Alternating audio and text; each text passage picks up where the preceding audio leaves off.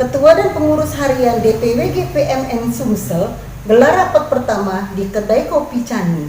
GPMN Provinsi Sumatera Selatan menggelar rapat pertama kepengurusan di Warung Kopi Cane, Jalan Dr. M. Isa, Simpang Pasar Kuto, Palembang, Jumat 18 Desember 2020.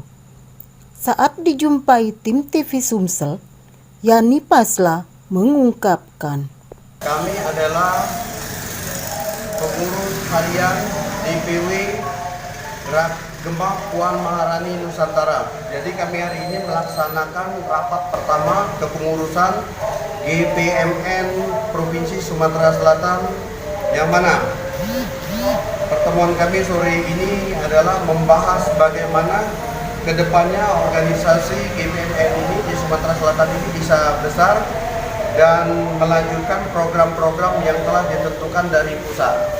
Program kedepannya dalam waktu yang sesingkat mungkin, jadi GPMN Provinsi Sumatera Selatan ini akan membagikan bansos, insya Allah seperti beras dan lain-lain, itu dari pusat. Jadi hari ini kami akan memulai pendataan anggota GPMN Provinsi Sumatera Selatan yang akan kita ajukan ke pusat.